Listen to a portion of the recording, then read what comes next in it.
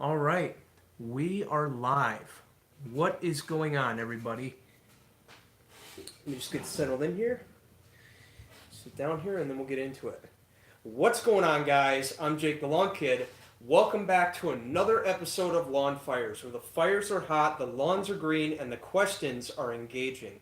Welcome back, everybody. So, for those of you guys who are new here, basically what this is it's a weekly live show that I typically do on Friday nights. Now, albeit I wasn't here last Friday, and I want to apologize about that. I got really busy with my lawn business. I've been mowing all day, and because of that, just coming home and doing a show wasn't the best decision. I was just really tired, so I relaxed and then I went to bed. So that's what I did. I took a little break just to kind of refresh myself so that I could come back a night, so that I can come back full force this week. So anyway,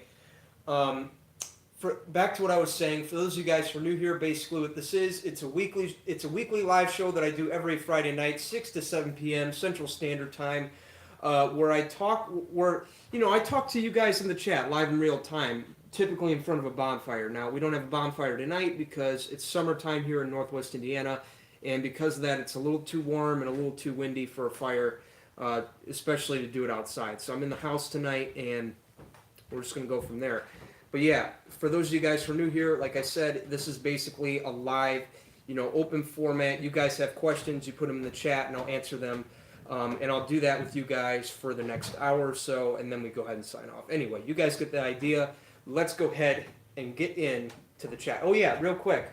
One thing I forgot to mention. So for those of you guys who haven't watched this week's video yet, I recommend you do. Little night spray in action in there. Plus, one thing I updated you guys on was my giveaway for the Soil Savvy Test Kit. That's been going on for about 3 weeks now.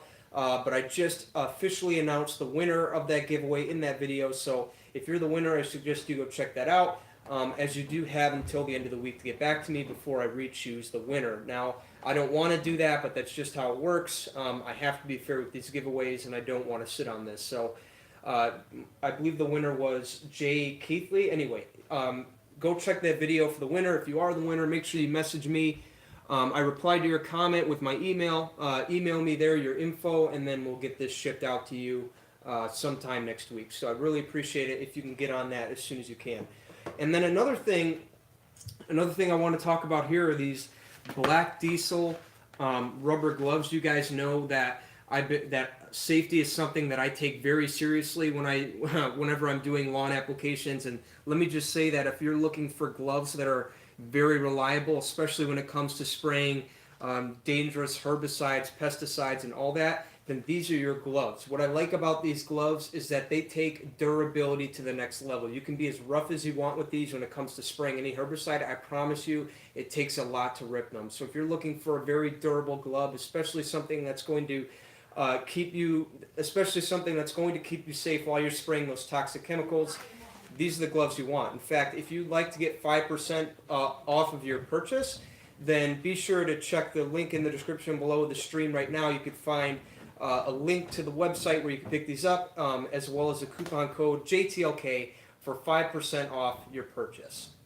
Anyway, like I said, let's get into what the show is really about, and that's going to be the questions. So let's see what you guys have to ask tonight. Josh Smith, Jake, besides the nitrogen value, what's the difference between green effect and green punch, and do they have to be watered in?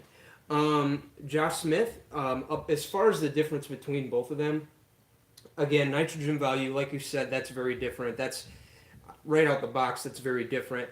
But what's different about them is that green punch is meant to be used as a standalone fertility product, right?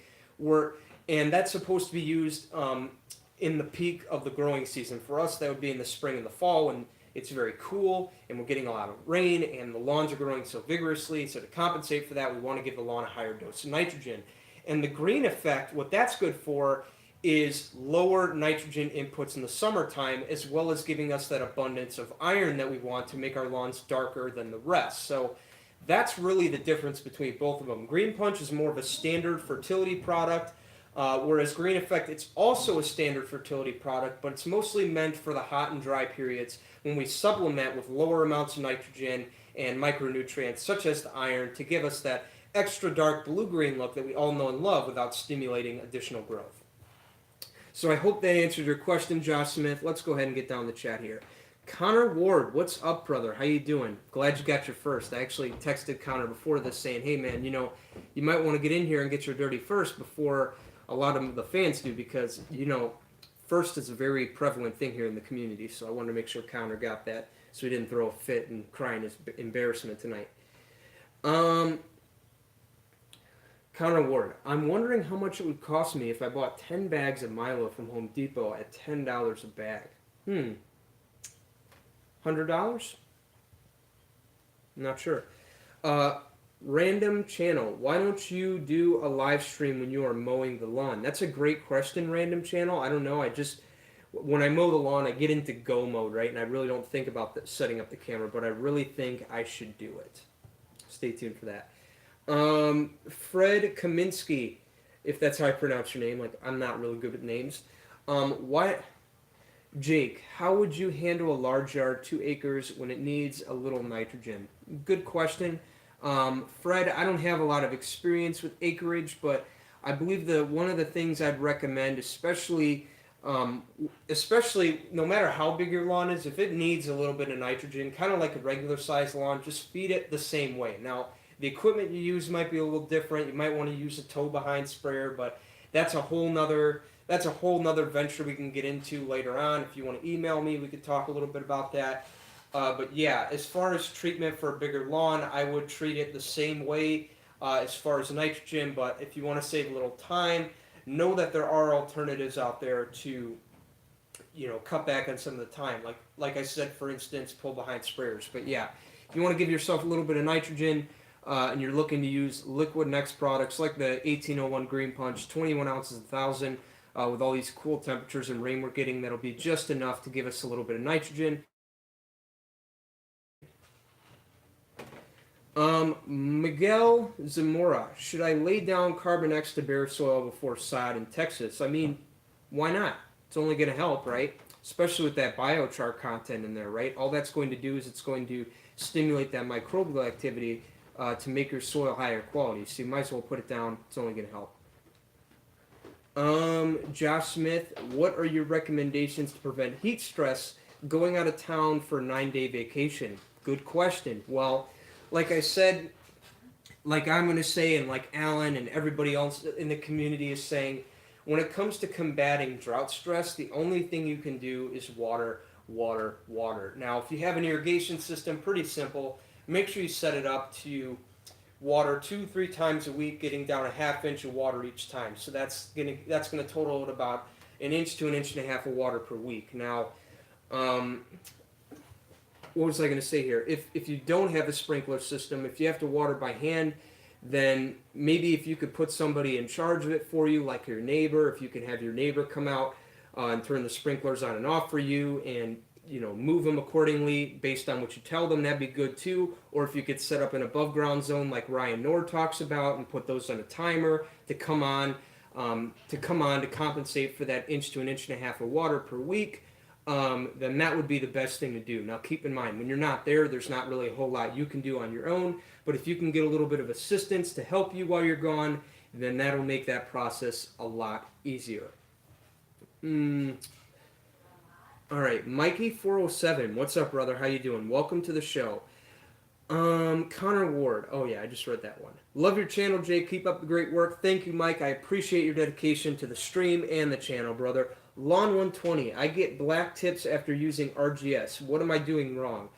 Lawn 120, I'm going to assume you're doing nothing wrong, because that's just that black carbon material that is RGS, right? You know, it is going to make the tips a little brownish green, all that kind of stuff.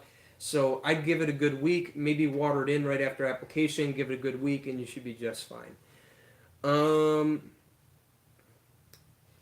What's up, Jason G? How you doing, brother? Saw your video this week about barefoot mowing. I appreciate the fact that you're trying to start that trend here in the community and get that going. I think I'm going to try that a little bit.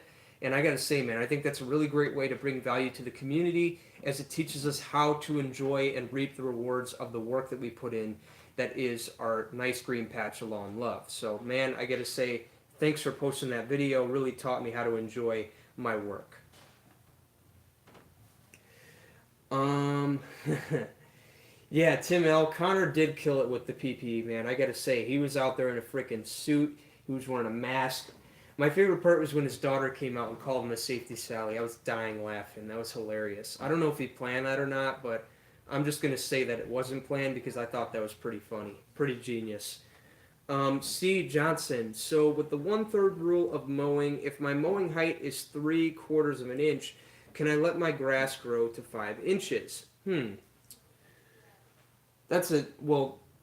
If you're mowing at 3/4 inch, 3.4 inches. Oh, I thought you meant 3/4. My bad. 3.4 inches, 3.5 inches. We're just gonna assume that to make it easy. Yeah, I don't see why not. You should be fine. I see the comment right there too. Daughter cameo not planned. That's funny. Plus tax. RV not 111. You skipped me. Oh, sorry, brother. Where did I skip you? Rabbits taking over the lawn. Help. RV not 111. Glad you brought that up. Um, my good buddy John Perry over at Lawn Ecology actually put out a video talking about some different ways that he's going about combating rabbits in his lawn. It's a very big, prevalent issue, especially if you live in that area. I recommend you go watch that. He's trying out some different cultural practices that he's implementing into his program to kind of help keep them away. So go check that out if you haven't. It's the latest video on his channel where he also puts down some 402 flora green, which is mainly meant for trees and shrubs. You guys know who follow along with the next line. He puts that in his lawn, experiments with it, and he's going to come back in a week and look at it. So if you're also interested in that, go check out the latest video on the Lawn Ecology channel where he talks about that.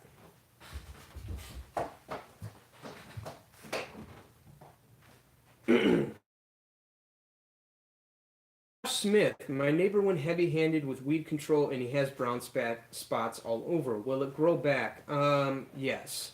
I mean, it's going to be painful for a while, but as long as you keep things irrigated and diluted, you should be just fine. What do you want? Listen, I'm busy. No, you're not.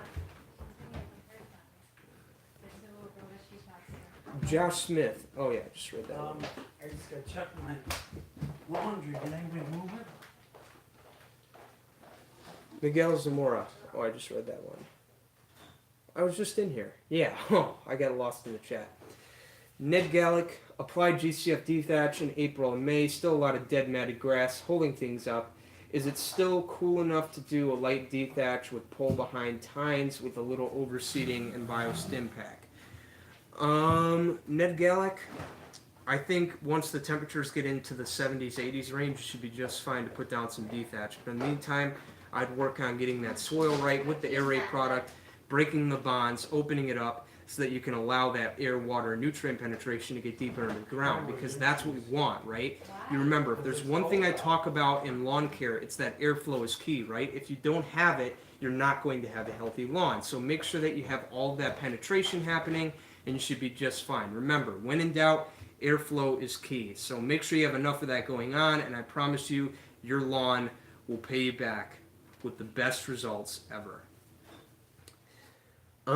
Edgar Nunez, Jake, what height do you cut your KBG in the dead of the summer? It seems like it lays over if it's too high. Great question, Edgar. I'm actually going to be talking about this soon, where I'm going to be updating my lawn because a couple of things I've been doing differently under the under the influence of Mr. Perry at Greene County Fertilizer.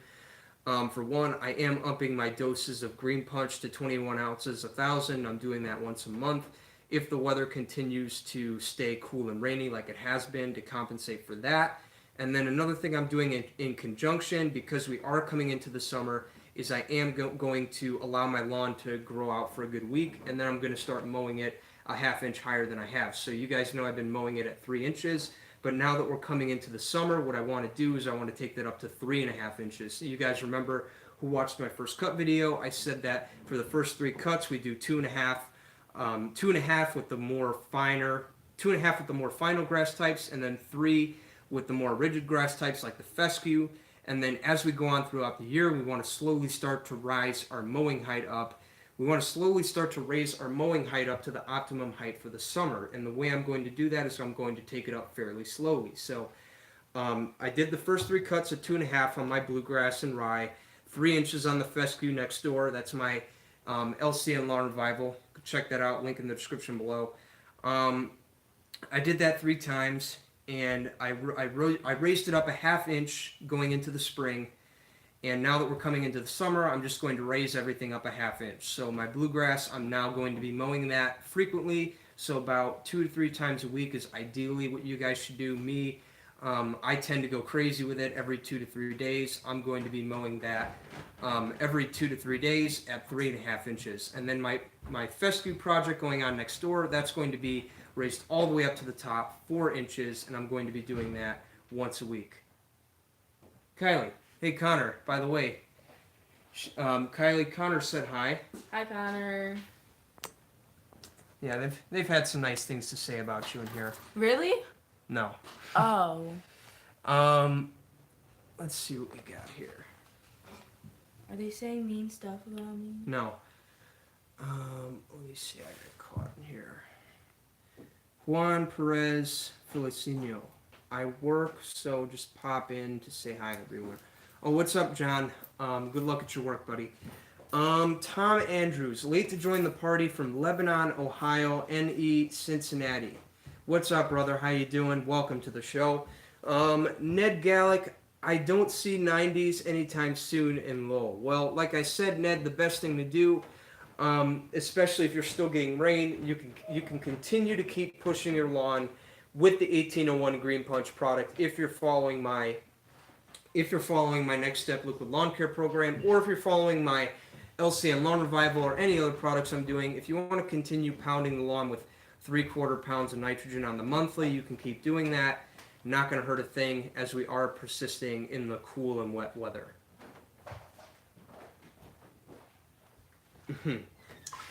What iPad are you using and what camera do you film on? Well, I'm using an iPad Air. This is actually for my dad's work, but I borrow it so I can read the comments on here and not have to be up on the screen scrolling like that. And the camera I use for these live streams, I just use my phone. And then I use a typical point and shoot with a GoPro Hero 7 for my weekend lawn shoots. All right, let's get in here. Barry Kavanaugh, you do a great job with your videos and your live shows, and up-and-coming young entrepreneur. Good job. Thank you, Barry. Thank you, Barry. I really appreciate that, brother. Chris Benson, never mind. They just heard thunder. Got to leave. All right, buddy. Take care. Barefoot is best. Thanks, Jake. Yeah, no problem, Jason G. Thanks for starting that trend. Josh Smith, since Milo can't keep up with all the other supplements, are also out. Good thing I have notifications when Milo's back in. I'm stocked for the rest of the year. Awesome, brother. Jason G, it definitely takes enjoying. Yeah, it does. Josh Smith, Jake, when do you recommend starting to mow heights in preparation for the fall/winter? Last day of summer, first day of fall, that's typically when I'll take it down a good 1/2 inch, because at that point I want to take the mowing height down a notch so that I can force the lawn to push roots, right? You know, we're mow it tall to provide us a good canopy in the summer to shade the root zone and retain moisture and all that good stuff. But then once we get to the fall and we're getting more rain and the temperatures are coming down, I like to mow it a 1/2 inch lower so that I can stress the lawn a little bit and force it to push a little more roots down into the ground. Because let's face it, if we're babying it all the time, the roots are going to stay where they're at. So the best way to make sure that they're going deeper is not only to stimulate it, but to also stress the lawn a little bit so that the roots can go down into the soil where the cool temperatures and the water remain. So then that way, in the long term, your lawn will be able to tolerate all of these hot, dry temperatures that we get because it has a deeper root system. Make sense? RV not 101, rabbits in the lawn making holes. Yeah, man, like I said, if you want to learn a little bit more about rabbits, I don't really deal with them personally, but like I said, my good buddy John over at the Lawncology channel recently did a video on it, just today actually, talking about a couple of things he's going to do before he heads out of town for a week for a little experiment for all of us to enjoy. So if you want, go check out the latest video on the Lawncology channel. John's got some good stuff up there, as well as an update on his rabbit problem that he's dealing with, which is kind of a non-stop saga. So go check out how he contributes for that.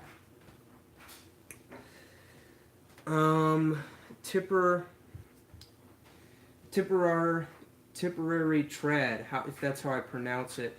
I seem to have two different grass types in my lawn. One goes nice and dark with fertilizer, and the other stays light green. Do I need just to accept this? I'm in Ireland. Love your videos, Jake. Ireland, I'm not familiar with that. Trad, it's a tongue twister, man.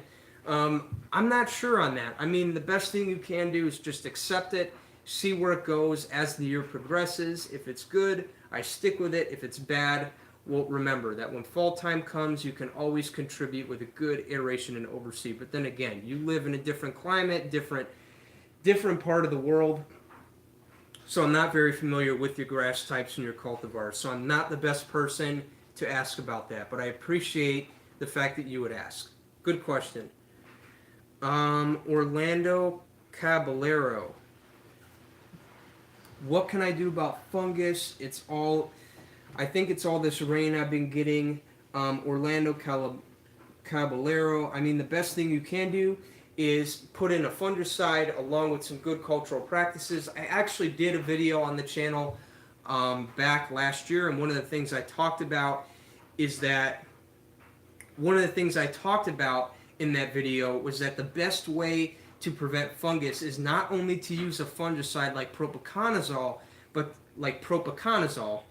but to also make sure that your cultural practice is in line, right? Like one thing I talk about all the time, airflow is key, right? And frequent mowing is going to do just that. In fact, one thing I recommended, especially when we're in the heat of the summer and it's very humid, is to get out there and physically dry the lawn off with a leaf blower. So you walk across the lawn, blow, that way you can dry it off and get some airflow down into the soil just to keep things cool and dried off, because that's one thing we want to do right now is not only have a good fungicide program, but to assist in that to make our applications more effective, to have our cultural practices on point. It's only going to make things that much stronger. Remember, you want a healthy lawn that's weed free, fungus free, all of that. Airflow is key, and frequent mowing and blowing in the morning, that will do just that for fungus.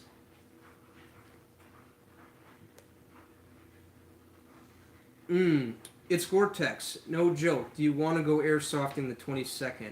Looking for people to go. You know what? It's Gore-Tex. Give me a text after this, by the way, for those of you guys who are wondering. Good buddy of mine, personally, known each other for a while. But yeah, it's Gore-Tex. Text me the details and I'll see what I'm doing. I'd like to do something. Get out of the house. Josh Smith. Got 240 pounds of Northeast mixed seed for my fall overseed. Lawn is 2,100 square feet. Is that enough?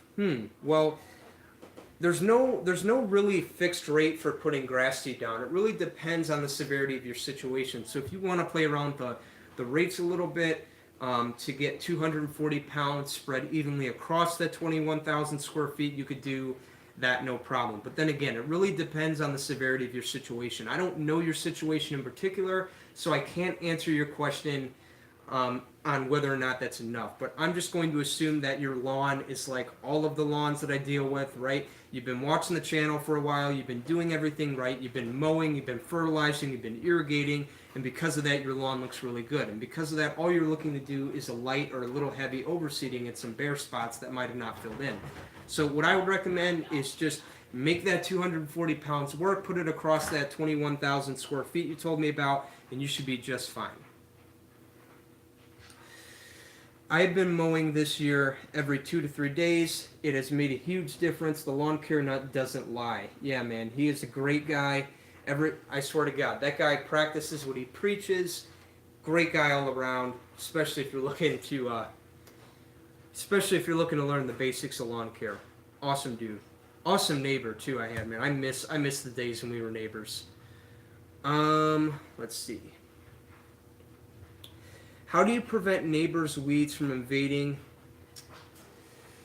Frank lawn have been overseeding 2 feet more each fall, creeping into his lawn. Well, I guess the best thing you can do is you can use proper weed control procedures, like I always talk about. Make sure that you use any over-the-counter three-way weed control, like I talk about, that contains the Bayer Advanced product or the Ortho Weed Be Gone. Really anything that contains active ingredients, 2,4-D, dicamba for the broadleaf weeds, and a little bit of conchloric in there for the grassy weeds, such as the crabgrass and the foxtail, which aren't really a big issue this year. Especially where I live, it's been very cold and rainy, so crabgrass hasn't been that big of a concern. But if you live in an area that's been really hot and humid, or maybe a little hot and dry, and you are experiencing severe crabgrass that might have gotten away from your pre-emergent, then finding something with a little bit of conchloric in there will be just fine to help contribute for that conchloric invasion. Conchloric invasion. Crabgrass invasion.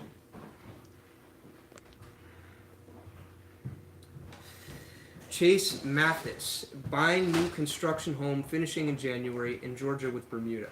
Sod will be installed dormant. How should I make it come in well? Can I still apply pre-emergent in the spring?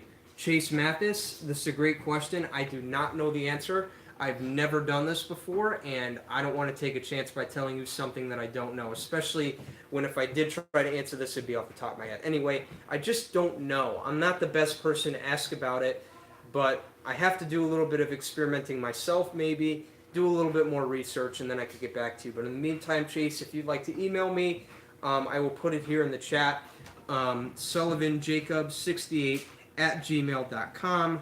You can email me there, and I can possibly get back to you with the definite answer. But right now, I do not know off the top of my head, so that's your best bet on getting back to me.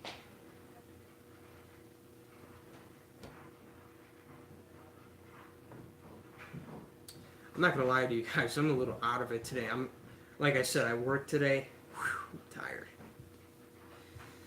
Tom Andrews threw down Carbon X a couple of weeks ago. So far, pretty impressed. Unsure how to move forward this summer. Have the rest of my Carbon X 2/3 bag, 2/3 of the bag, 3 bags of Milo, and about half my bio stim jugs left. So, Tom, let me see here. So you have about 2/3 of your Carbon X left. You have 3 bags of Milo, and about half your bio stim jugs left. Well, what I recommend you do coming into the summer, it really depends on your situation. In fact, that's something I've been prefacing a lot. It's not only about the situation, but it's also about the climate that you're dealing with this year. Like, a good example of that would be this year. Like, this year has been unusually cold and rainy, especially for right now. Typically right now, temperatures are dipping into the 90s, and because temperatures are rising up into the 90s and the rain is going down and it's very hot and dry. So it's been a very unusual year for us, as it has been cool and rainy coming into June. So what I would recommend for you is just use whatever you got left, right? Like if you have 3 bags of Milorganite, 2/3 of Carbon X, and about half your biostimulant pack, definitely continue to put your Carbon X down, as it is going to help with that color. It's going to give you that biochar that's going to kick up microbial activity and do all sorts of good things for your soil, including add a little bit of carbon. And then in conjunction with that, just to get more out of it, put the biostimulant pack down, right? Put the microgreen down to give yourself a dose of the micros, as well as a little bit of iron. And then maybe put in some humic 12, right? The humic 12 is going to help enhance nutrient availability, right?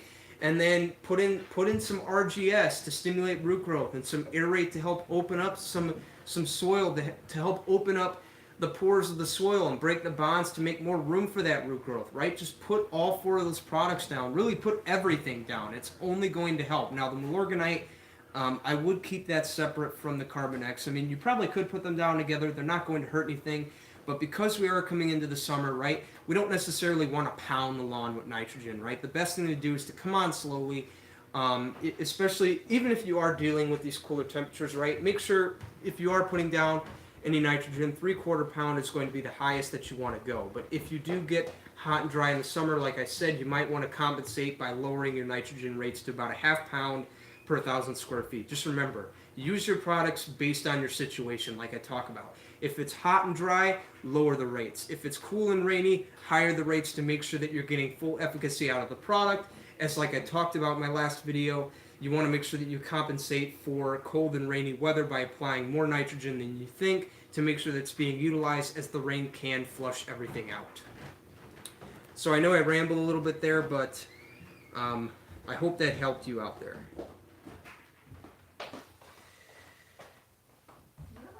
Do you have any recommendations on where I can get plutonium? Someone told me that I could use some for my lawn. The Libyans? Connor Ward, I have no idea. I never used that product, and I don't even know what it is, let alone use it. So I'm not the best person to ask about that. Tom Andrews, need to get on the Connor Ward game and add some flamingos in my yard. Yeah, man, get it done. It's the biggest trend in the lawn care community today, having a flamingo. What? Can I borrow $5 and pay you back? Well, because I'm on camera, I have to say yes. Okay, where's your money? Hey, leave him be. Can you, I'll get you money at the. I'll pay you back. No, I'll get you money at the thing, Do at these the look gas weird? station. Man, Hello? what? Do these look weird? Yeah. They do? They look like from Def Leppard days. Yeah. Look it up. Look up Def Leppard. Look Def Does I look like Leppard. I'm in the 80s? Yeah, take those off. What if I fold them? Oh, that's funny. No, that's not. They don't look good. Sorry. Yeah. You told You're just me. mad I'm trendy. No.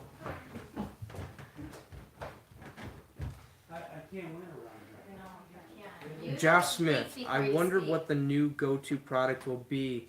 First Milo, now Next, and Carbonex.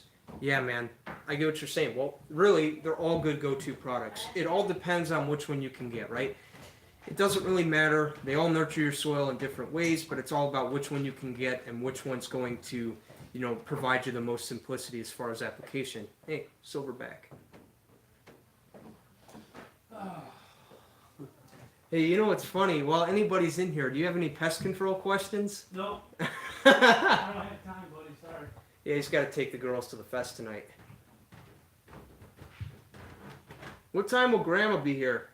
What's she coming here for? The kids want to go swimming.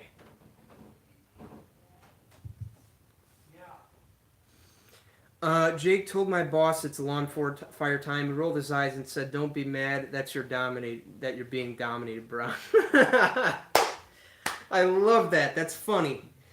All right. You know what? Hang on one second. I'll be right back.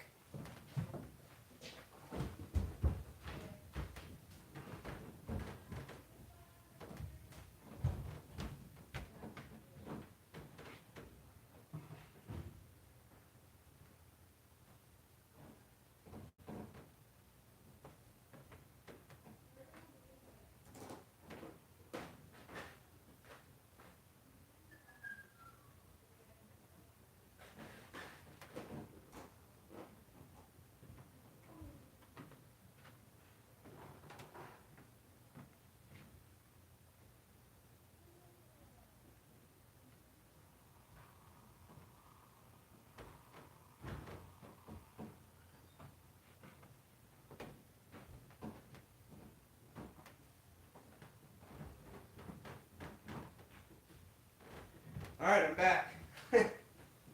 Sorry about that. I just had to make myself another cup of coffee. It's how I keep myself awake during these live streams. I'm just really tired after today. All right, well, I'll be able to sip that. That'll keep me sane. Anyway, let's get back to it. So, Jake, have you ever run into issues with urine kill spots from neighbors' daily dog walks? Any advice to deter it and recover the spots? Captain Hiltz, I don't deal with that personally, but I know a lot of neighbors. Again, you're not gonna go.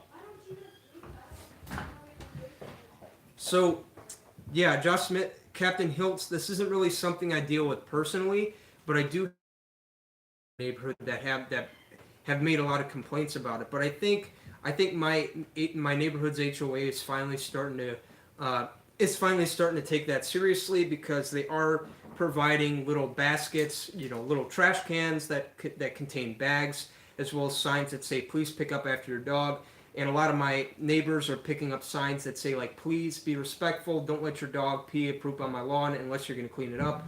But yeah, the best thing to do there, especially because this is a nonstop issue, right? Whether or not we want it to happen, people are going to be inconsiderate and they're going to do it. It drives me crazy too. But the best thing to do to compensate for that is, again, maybe go to the store. maybe go to the store, you know, pick up a sign, right? Pick up a sign that says like, you know, please clean up after your dog, please be respectful, all that stuff. I mean, that's the least you can do is get a sign, but the chances of your neighbors actually listening to that, I'm not gonna lie, they're very slim, unless they're very nice and very considerate, you know. But I like to assume the best in everybody, and that they will listen to the signs when you put them up. So your best bet, you can't really do too much, but maybe invest in a sign that says, "Please be respectful. Your dog cannot use my lawn as a bathroom." Right? Makes sense. That's probably the best you can do. All right, let's keep going here.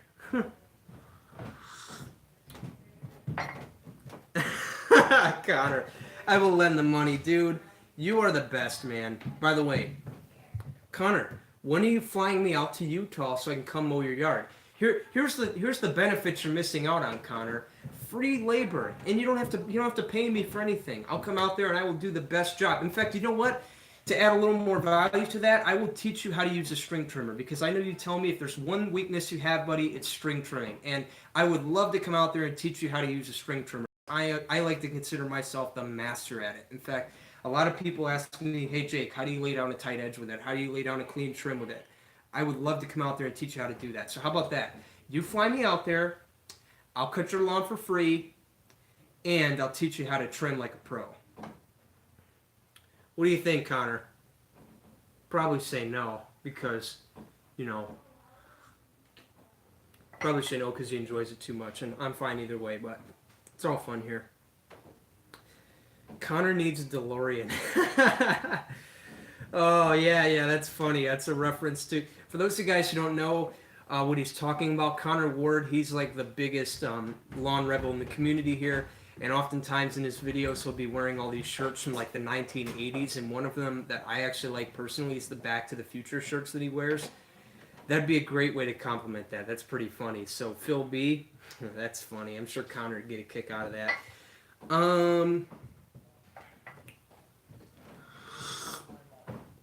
Ruben Ponce Jr. Jake, leading up to the 4th of July, should we put feet down? Should we put fertilizer down a week before for great results? Jake, I think Grandma's going to the fest. Oh, really? DG is? I'm sure DG will go.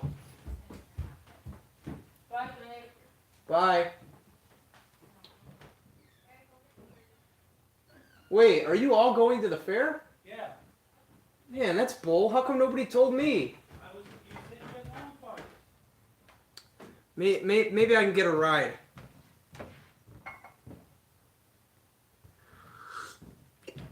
Oh yeah, hey Dad. One of my buddies on here, I went to school with him for a year. He asked me if I could go airsoft with him. What does that mean? The 22nd, he invited me to do something. Can I go?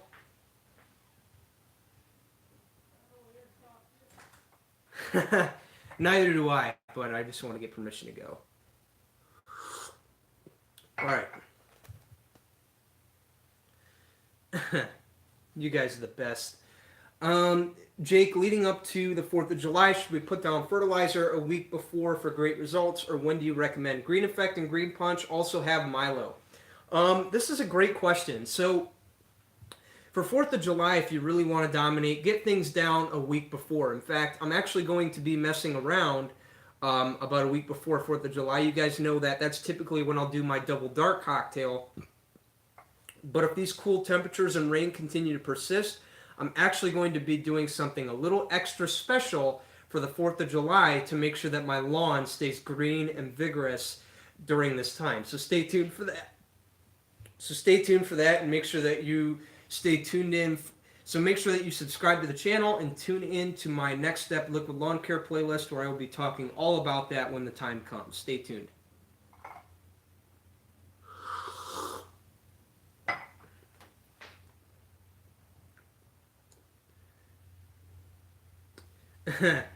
Love the live stream. Have you heard or known any who overseeded Bermuda with KBG? Manny Chava, no idea. I'm not the best person to ask about that. You ask me anything about KBG, about the color, I'd be happy to tell you a little bit more about how to make it double dark. So I'm your guy for that. But yeah, KBG in Bermuda, never heard of it.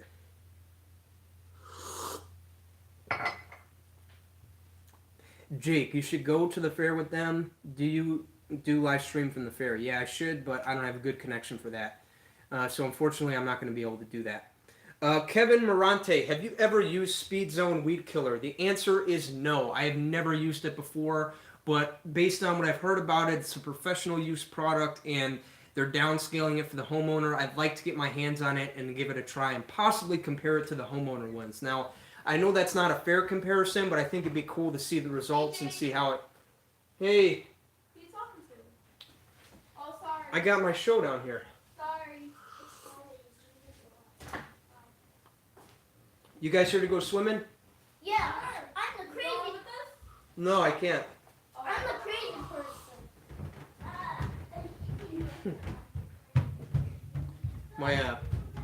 My grandma's here with my cousins.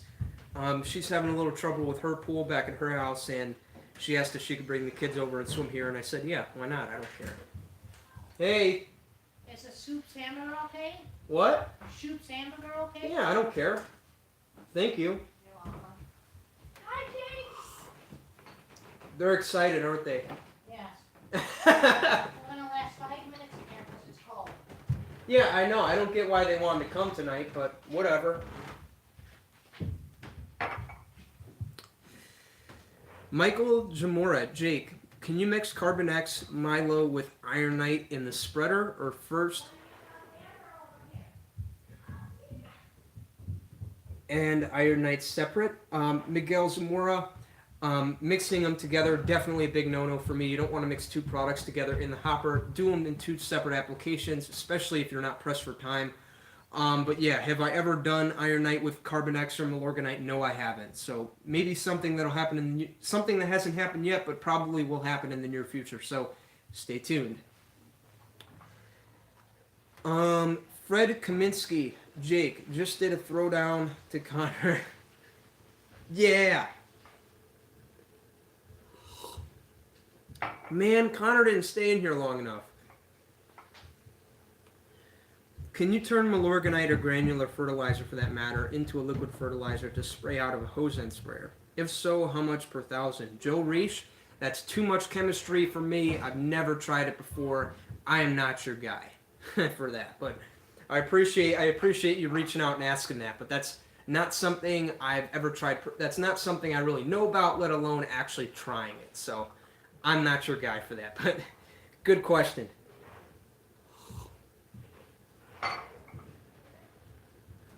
What's your opinion on when to put down a fungicide? Well, really, once you start seeing damage to your lawn, especially one of the biggest ones we see here in the north would be leaf spot and melting out.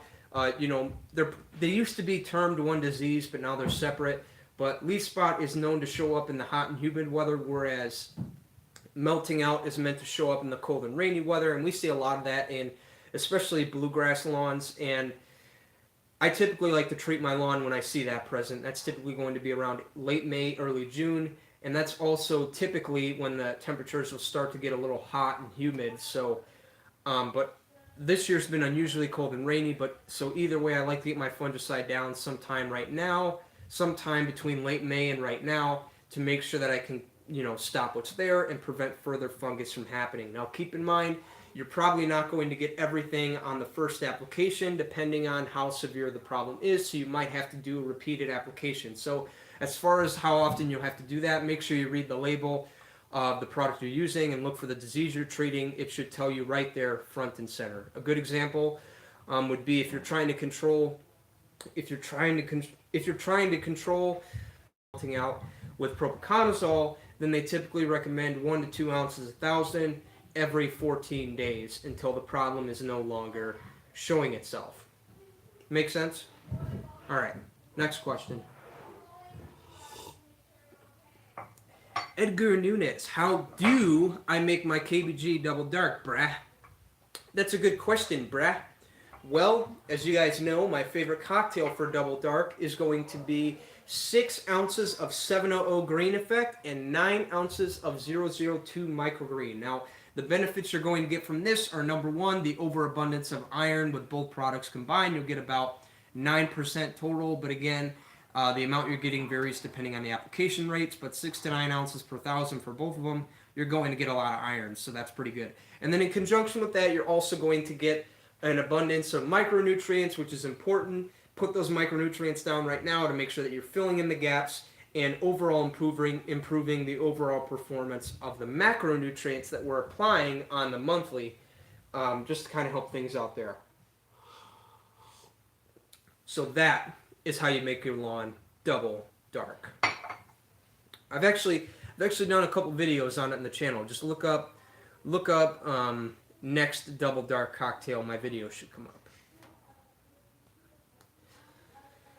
Jake, do you have an itch to throw down Milorganite? I've been using Carbonex and still buy Milo when I see it and do a light application over it. Manny Shava, I have been scratching that itch for a while now, but I am fully committed to this liquid-only program. I want to see what it's going to do, and really, I enjoy spraying liquid more than I do spraying granular. It's a lot of fun for me to get out there with a hose and just walk the land, kind of like a professional, man. Like, that's what I feel like when I do this. I feel like a professional applicator with a hose end when I'm out there. Plus, it's a lot more fun for me when it's sunset. I'll put my headphones in, my ISO tunes, as you guys know, I love those things. I'll put those in, I'll listen to some jazz music as the sun's going down, and I'll just spray the lawn and I'll take my time. It's really one of those things, man. Like, I really enjoy spraying. I really enjoy liquids and spraying them on the lawn, especially at sunset. It's my favorite thing to do.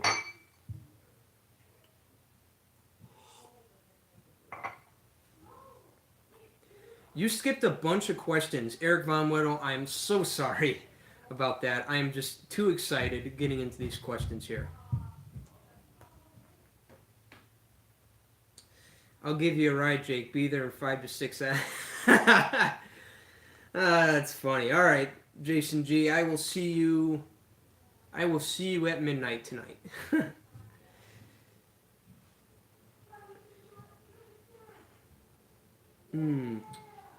I didn't miss a lot of questions. Anyway, I know I missed a few. That's fine. I'm gonna call that good. I'm gonna keep answering questions as they come in.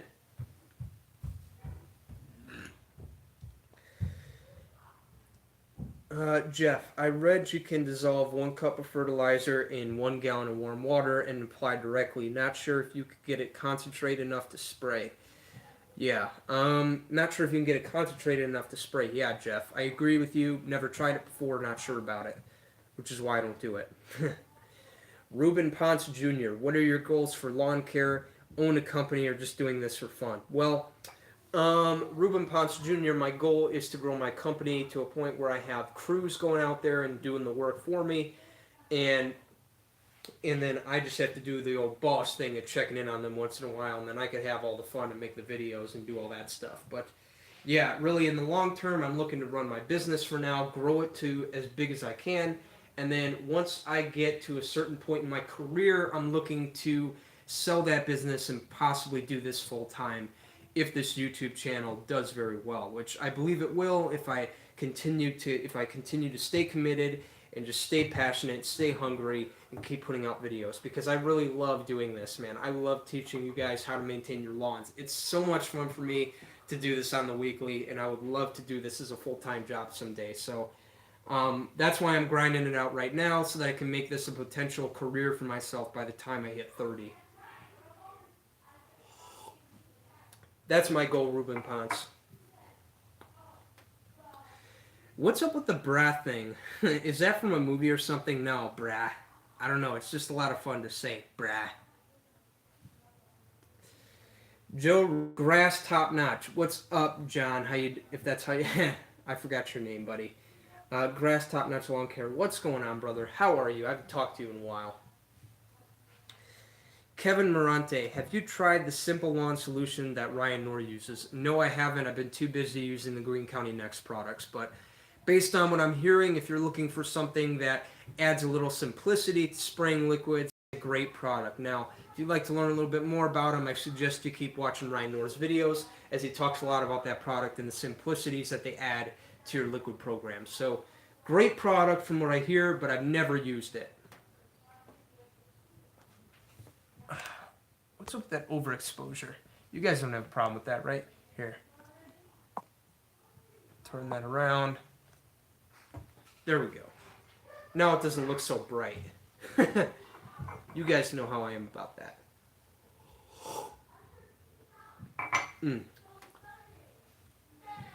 The DIY experience. Can I use Southern AG liquid iron? Anything wrong with that instead of Green County 700? No, absolutely not. For those of you guys who actually watched my video that I did talking about how to calculate pounds on the ground with nitrogen, with macronutrients and micronutrients, or really pounds per thousand with liquids. That's really what I talked about in that video, as well as how to calculate the percentage of any macro or micronutrient that you're putting down on the lawn with liquid products. If you haven't checked that video out, I recommend you do look up how to calculate pounds per thousand with liquid products. Jake the Lawn Kid, liquid products, pounds per thousand. My video should come up.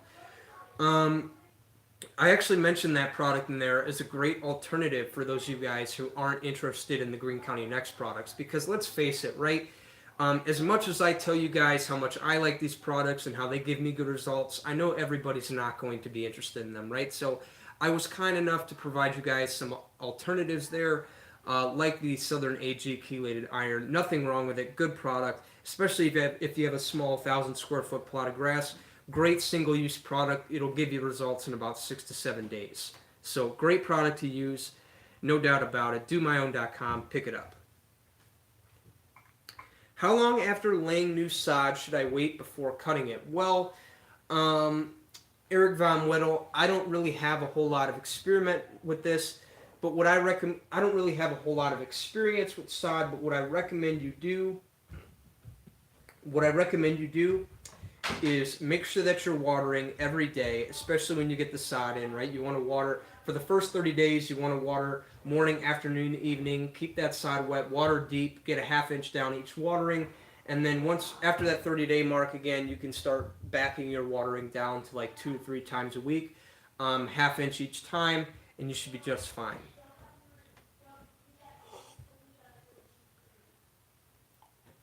Oh yeah, what was I saying? So as far as how long to mow your lawn, I don't know. I mean, it really depends though. It really depends on how long it takes to actually see a little bit of growth on there.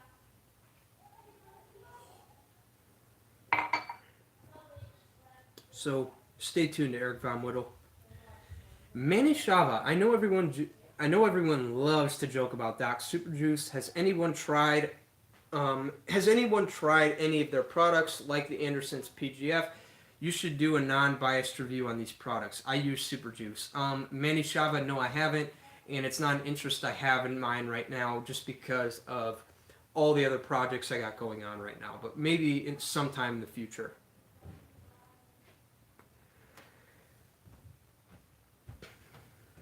Yeah, Jason G. What I've heard about Simple Lawn Solutions, good stuff, kind of like the next products, but if you're a beginner to the whole liquid game, what's nice about it is that it's a liquid hose end, and all-in-one. You get the products, you just connect them to your hose and spray them on. Single-use product, one-and-done type deal. Now, I don't mean one-and-done as you spray one product and leave, but I mean one-and-done as you get one product, you use it one time, and then you buy another jug. I really don't know how that works. You can probably get refills or anything like that. But great product all around. Hey Jake, I'm doing some lawn care. I'm doing good. Some lawn care company gave me 2 Toro Proline commercial mowers, 21 for free. My old lawn boy broke down on me doing a job. That's awesome, brother. That's awesome that you were able to get 2 of those mowers. Jorma, what's up? Oh yeah, Jorma. Yeah, I forgot your name, buddy. It's been a while. Bloodline. What's up, brother? How are you?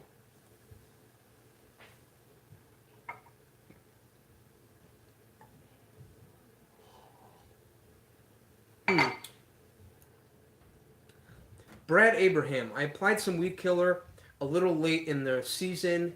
It was too hot. It damaged my lawn, and I have been watering a lot trying to get it to grow out. Any other advice? I'm down in Lafayette, Louisiana. Yeah, I mean, the best thing you can do really is just keep watering and watering and watering, right? Because you got to remember, when you over-apply a herbicide, it is going to do some damage, right? That's just how it is, right? You know, when they do those trials, right, they tell us to make sure that you don't go over those rates for a reason, because those trials are what ensure good results without hurting the lawn. So if you did over apply and you did happen to get some damage on the lawn, just keep in mind that it may look ugly right now, but as time goes on, the damage will start to go away. But one thing you can do to hedge your bets and make sure and maybe speed up the process is definitely water, water, water. Like we talk about, the best thing you can do is control the controllables. So water 2 to 3 times a week, inch to an inch and a half of water, and just make sure that you're diluting that product and getting it out of the grass plants so that the grass can return to its green color that we all know and love.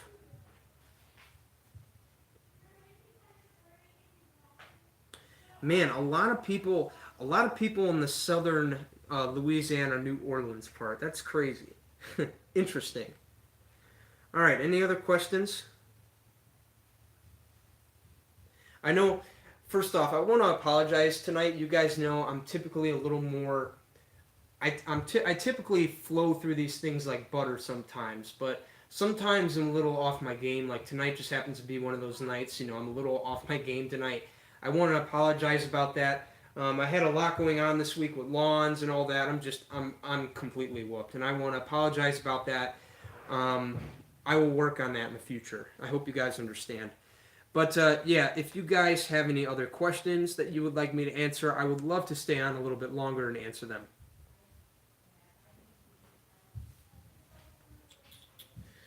First off, while we're waiting on some comments here, let me go ahead and see if there's any I missed. I know I got called out on that a little earlier, so I'm going to answer a few that might have come in.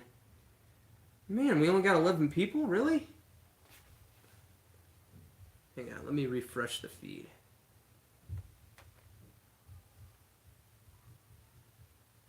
Oh, there we go. We got some more coming in. All right. Any advice on the proper form when edging with a weed eater? I find it hard to see the line in the edge of the grass. And should I use the guard or not?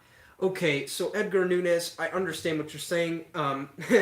Edging with a string trimmer was not the easiest thing when I got into it, but being that I have been doing it for 2 years now, I have started to master it. Now, what I recommend doing, if you haven't already, one thing that you can do to help you, especially if you're trying to edge with a string trimmer, is definitely buy some trimmer line that's easy to see or that kind of reflects the sun a little bit. So whether that's yellow trimmer line, white trimmer line, orange trimmer line, any of that, you just gotta make sure that you get something that reflects easily in the sun, so then that way you can see it a lot easier and you can know where to set your head so that you're not too far in or too far out.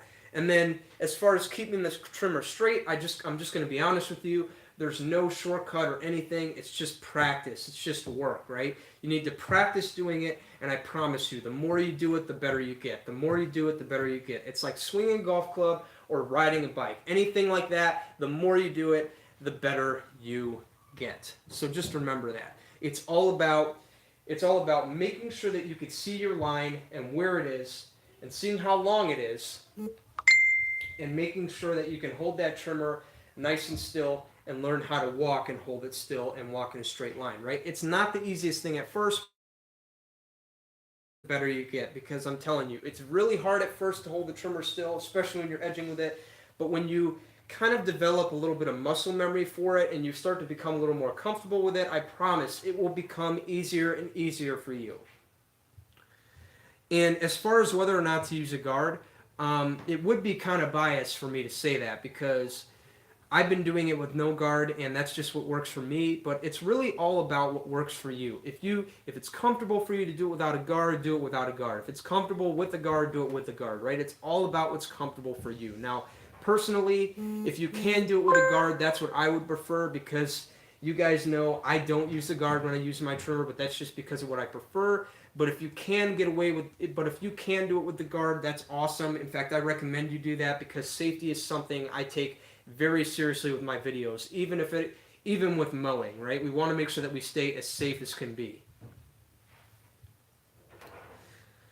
All right.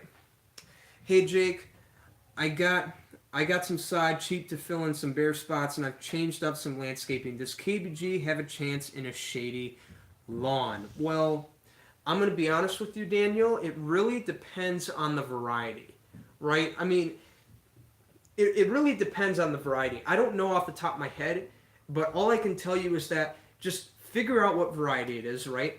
And do a little research on that. Figure out whether it's sun or shade. And if you don't know what it is, just ask your local county extension service. They'll tell you, right? And then that way you can figure out, okay, this is a good tolerant grass. Um, this is a good shade tolerant grass. It'll do fine in shade. But the best thing I can tell you is that you should be fine. Like, because I have bluegrass throughout my entire lawn. As long as you're getting at least 3 to 4 hours of sun a day, should be fine. But then again, it really depends on the variety of bluegrass that you have. And because we don't know that currently, I cannot confidently answer that. Like I said, it depends on the variety of bluegrass. It can be done, but like I said, depends on the variety. Manny Shava, what height should I mow my Bermuda in the summer right now? I'm about half inch. I'm about I'm about an inch and a half. Well, Manny Shava, Bermuda, based on what we know about it, it spreads via rhizomes and stolons. And to stimulate that rhizomatous and stoloniferous growth, we want to make sure that we're mowing it as low and as frequently as possible. So so you said about an inch and a half here. I'm going to assume you're mowing with a rotary. Keep doing that and keep doing that as often as you can, because the lower you mow that stuff, the more it's going to spread out laterally. Now, if you want to take your low mow to the extra level, then I definitely recommend using a reel mower. For those of you guys who don't know what a reel mower is, it's one of those mowers that spins like this. And these mowers are primarily used on golf course settings, and the reason that is because these mowers are more ideal for lower cut lawns. In fact, sub 1 inch type cut levels. In fact, if you could do that with your Bermuda, that would be perfect. But if you guys would like to learn a little bit more, but it does take a little commitment, right? Sorry, I got a little off my element there. Now keep in mind that when you start mowing with a reel mower, you are all in, right? It's a commitment to do it. In fact, you have to mow a little more frequently and a little more often than you usually do. In fact, if you'd like to learn a little bit more about Bermuda grass and how to maintain it nice and low, real low is the best way to say it, then I recommend you go check out my buddy Mike over at Real Low Dad on his YouTube channel, where he talks about some of his day-to-day struggles of maintaining a perfectly manicured Bermuda lawn mowed with a reel mower. So if you haven't checked him out, Mike over at the Real Low Dad YouTube channel, great guy to watch. Learn a little bit more about how to maintain real low Bermuda and how to maintain it really low. But again, so most grass types, it's better to mow them taller in the summer to shade the root zone, but Bermuda, it's better to mow it lower, as it will stimulate more rhizome and stolon growth to provide more, to stimulate more of that lateral growth, to thicken up the lawn and provide shade that way. So I hope that answered your question, Manny Shava. If you have any more, feel free to ask them in the chat. Bloodline. Jake, my house made the cut for the front page of the Lawn Care in Illinois. Awesome, bro. That's cool. You know what's funny? I haven't been on Facebook in a while, and guys who have been trying to message me on there. Facebook just hasn't been something I've been on for a while. I've been too invested with YouTube and Instagram and all that. I just kind of forgot about it. Plus, there's just not too much on Facebook that really going on. I don't really look at the Facebook groups or anything. I probably should, but I just haven't. But yeah, personally, I just don't look at them. I really don't care too much about what's going on, because there's a lot of negative stuff that goes on in there, and I just try to stay out of it and focus on getting stuff done. But I will have to get on there and see, because I know there's a lot of people on there, a lot of smart people who are looking to make, everyday lawn maintenance more efficient. So I'll have to check it out. Barry Kavanaugh. I have the same thing, but only in some spots. Image weed control killer for lawns, conchloric and Seventrazone. Conchloric, good for controlling grassy weeds like I talk about, like the crabgrass and the foxtail, but Seventrazone, don't know much about it, but I recommend you go check out my buddy Matt Martin over at the Grass Factory. He talks a lot about Seventrazone and what it's good for. Have you ever used rotary scissors, trimmers, edgers? I would love to try one. No, I haven't, Manny Shava. All I've used is a straight rotary mower all my life since I've lived here. Thanks a lot, buddy. Appreciate all your insight. No problem, Edgar. Glad I could help you tonight. Daniel Ello, thanks so much. You're welcome, brother. Glad I could help. Fred Kaminsky, do you use a straight shaft or a curved shaft trimmer? Now, again, I don't want to be too biased here, but I use a straight shaft string trimmer, and that's just because that's what works for me. In fact, I've done a video a couple years back. If you guys would like to check it out, it is on this channel. Just type in Jake the Lawn Kid curve versus straight shaft string trimmer. I kind of talked about the pros and cons of a straight shaft versus a curved shaft, and I came to a conclusion for me personally that I like the straight shaft because while I am not very tall, I'm also not very short. And because of that, the straight shaft kind of allows me to get in deeper areas, and it's also a little less lenient on my back. So that's why I like a curved shaft string trimmer. Now, if you are a shorter guy, you might like the curved shaft, or if you're a taller guy, you might like the straight shaft. It really depends on what you're comfortable with, right? But me personally, I like to use a straight shaft string trimmer. But again, it varies depending on what you're comfortable with. It doesn't matter. It's all about what you're comfortable with. It's still easier, and it seems to look better with an edger blade. Yeah, Barry Cavanaugh can understand that. What's the best way to find out what kind of grass I have? I love these usernames, dude. I can't say that on the air. I mean, I love your username, but I'm not going to say it on the air as this is a family-friendly channel. But what's the best way to find out what kind of grass you have? I mean, the best thing you can do is go to your local county extension office, and they can tell you. Just go to your local county extension office, and then they will be able, it's because they specialize in that kind of thing, and they might be able to tell you what common grass types you have in your lawn, as well as common grass types in the area. So that's a good first step to figuring out what kind of grass types you have. Now, a little bit more of a general rule on that. If you live anywhere in the south, like we're talking Texas and Florida, you're going to be dealing with warm season grasses. Whereas if you live anywhere further in the north, you're going like Indiana, Wisconsin, Minnesota, all those places, you're going to have cool season grasses, and that's going to be our ryegrass, our Kentucky bluegrass, our turf type tall fescue, our fine fescue, and then we get into what is called the transition zone, and that's going to be like Virginia. That's going to be like the Virginias, the North Carolina, where my good buddy Pete over at GCI Turf is. Any places like that, you really just look up warm, cool season grass map, and then that way you can kind of figure out, okay, I have a cool season grass type. I probably have one of these grass types, right? So you don't really have to get down to the bare bone what kind of grass type you have.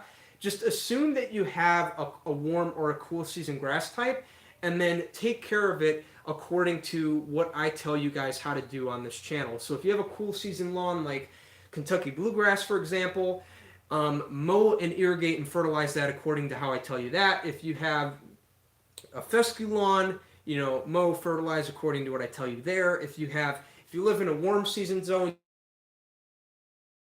that according to what I tell you. It really depends on where you live. That's going to dictate what grass type you have, as certain grass types perform better in certain zones. So I hope that was kind of a great first step there. Again, figure out if you're in a warm or a cool season zone, and then if you want to get deep down into the bare bone of what grass type you have exactly, go to your local county extension service, as they will be able to tell you what kind of grass type you have. Chris Benson, I'm back. Haven't seen the Astro Turf grow much, but no weeds. Yeah, again, I've never tried that, so can't give any insight there. Can you Google grass types and it will show pictures and you can compare? RSS, that's a great idea, and that's definitely a great way to save time. Yes, great idea, man. Thanks for pointing that out. Edgar Nunez, I used the orange line that came in stock with my Echo Trimmer and find it hard to see. Did you switch from orange to yellow? And do you find yellow easier to keep the eye on? Yes. In fact, hold on. Let me go get my line real quick.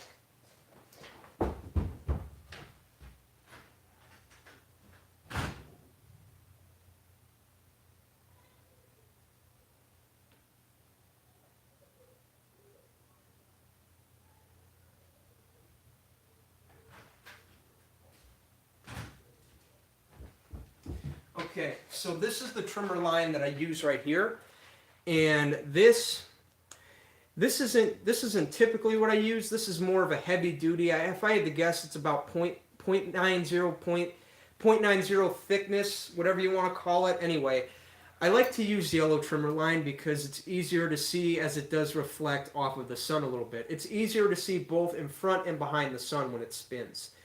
Now there is one set of trimmer line that I like in particular, and that is called the Ballistic Twist.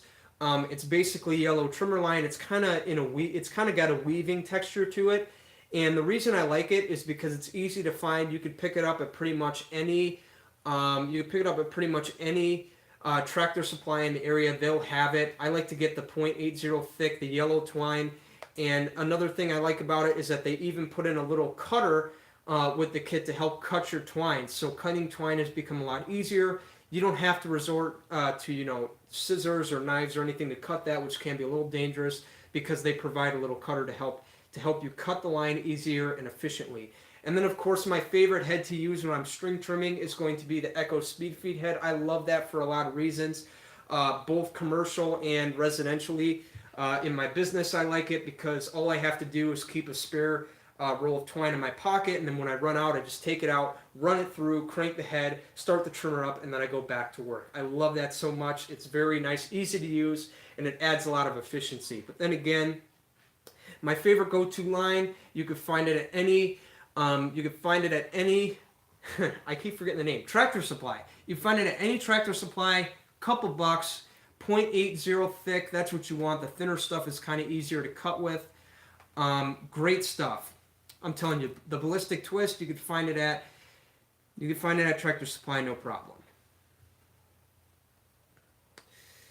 All right. The Greener Lawn scalped his.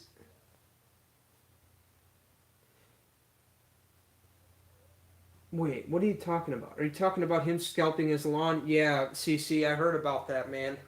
That was rough for me to watch. I'm telling you, when I watched that, my heartbeat went crazy. I'm like, dude, what are you doing? Your lawn is so freaking beautiful, and you're gonna scalp it down to the ground? Why would you do that? That's what I was like. I was like, are you crazy? Why would you do that? But then again, when you watch the videos and then you learn a little bit more about the rationale behind it, you begin to realize that it's all for the good of the grass. Orlando Santiago. I use an above-ground sprinkler system similar to Ryan Knorr with MP rotor nozzles. How do you water your lawn?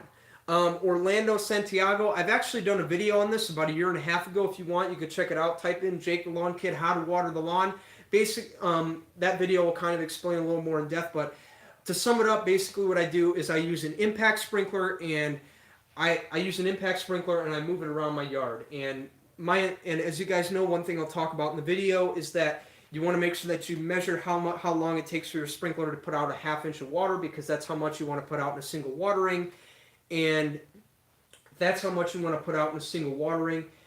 And for me, it takes about 15 minutes a zone when I'm running. That usually takes me about an hour to cover that completely. So I do that about 2 to 3 times a week to keep my lawn irrigated. Now, I've actually been experimenting with some new sprinklers because one company that I'm actually going to start working with a little bit this year is going to be the Big Sprinkler. Now, I don't know if you guys know who they are, but basically what they specialize in are building sprinklers similar to the homeowner models that we use, but they're more durable, they're more higher quality, and because of that, they're built to last, right? They're going to last you a little bit more time.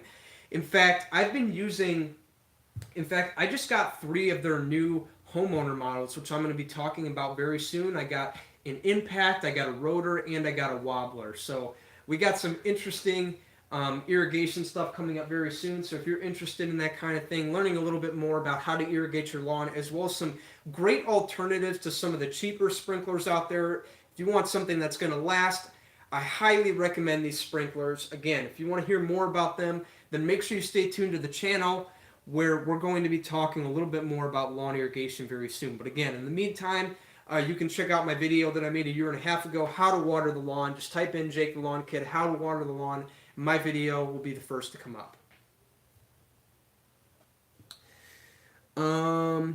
Edgar Nunez, awesome, thanks bud. I'll check Tractor Supply out for it.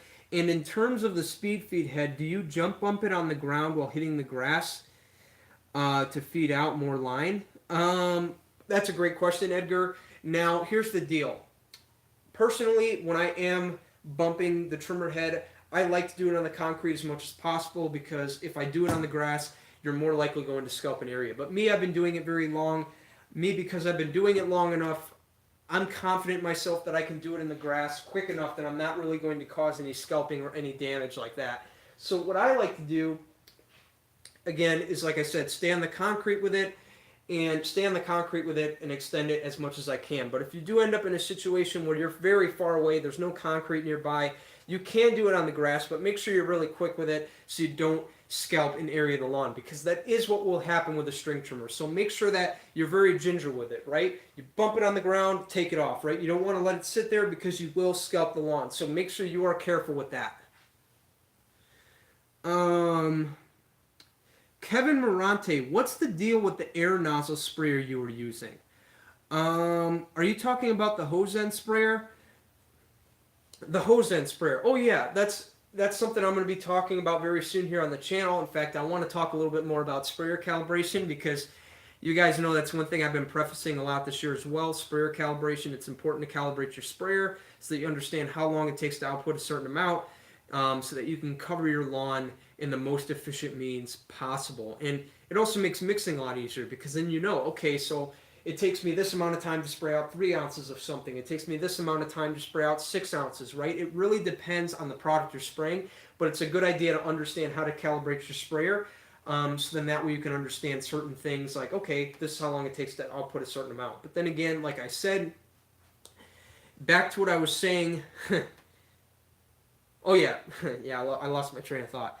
But yeah, the idea with this sprayer is I wanted to find an alternative to the orthos because, to be honest with you guys, as good as the orthos are for being affordable, after a little while they start to wear out on you and they just don't work as good as they did when you first bought them. So I wanted to look for something that was maybe a little higher quality and that's built to last. So that's what I'm trying to do with this sprayer.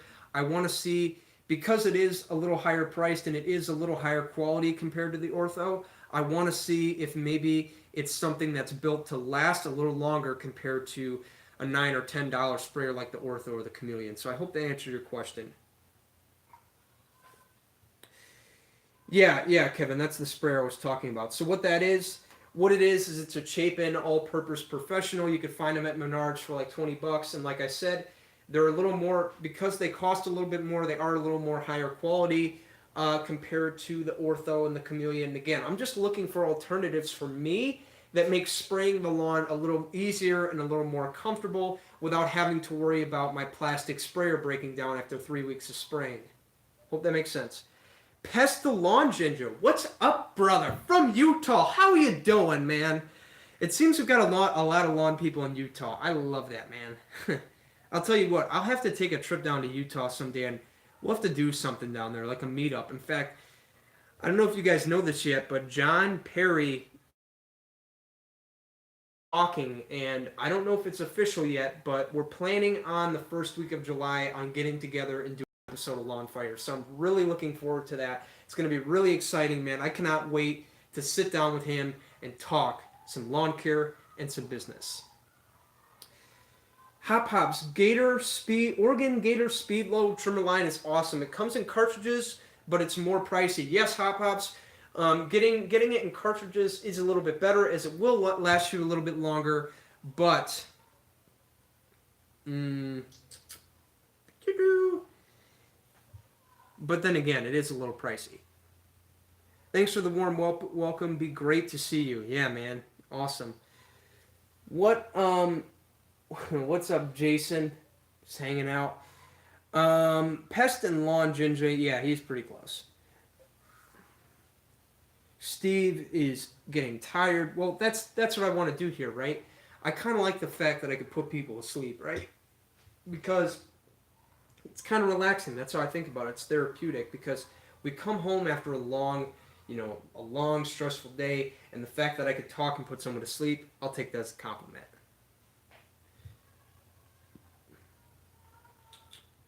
All right. Anything else?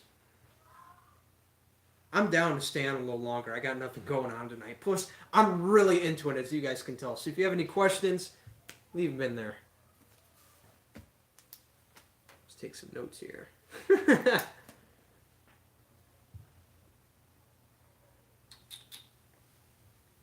Let's see. Did I miss anything? Man, I was on a freaking roll there.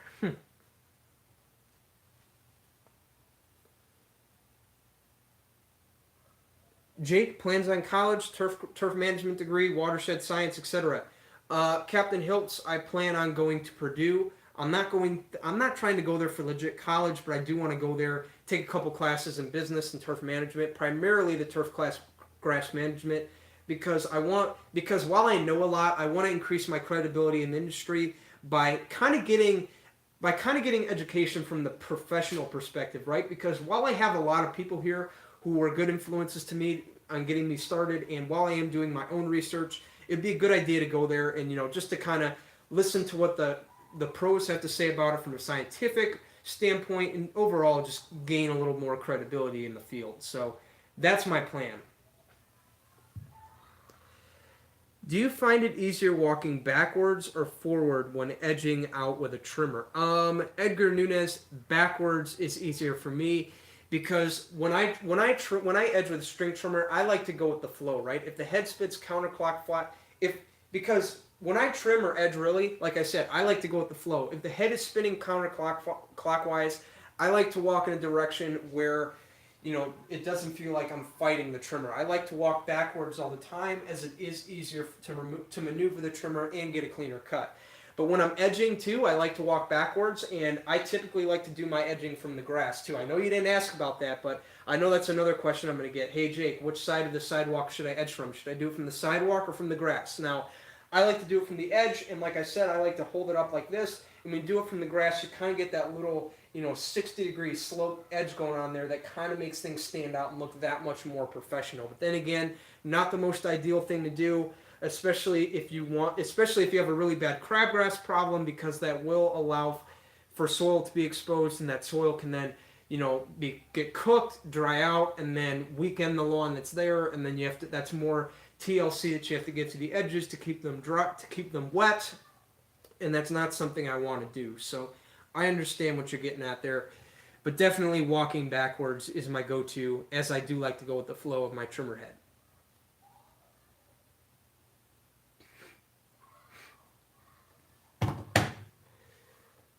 All right, anything else? Oh yeah, how's the project lawn coming out with LCN that you two were working on? Kevin Morante, I'm glad you asked about that. I actually have plans on going over there tomorrow to do round 3 of this year. Now, I'm going to be super honest with you guys about me and Alan. The past 2 steps I've been doing on my own. So it's been just me, as you guys know, because Alan hasn't been talking about it. I haven't been talking about it. And that's pretty much why. Alan and I haven't gotten together to do anything.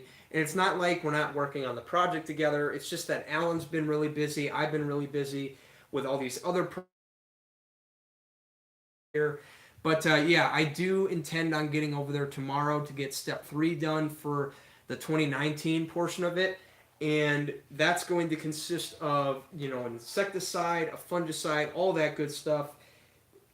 Maybe another spot spray in there. But yeah, what I plan on doing is releasing a video this weekend, giving you guys a full-on update of where that's at, because I haven't been over there in a while, and just show you some of the things I've done there. And then in conjunction with that, if I can't get over there, because they are predicting a lot of rain tomorrow, if it rains, I can't do these applications because I got to let some of them dry.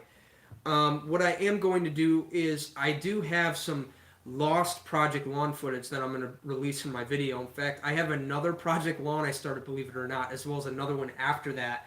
So that kind of totals us around 6 or 7 project lawns this year.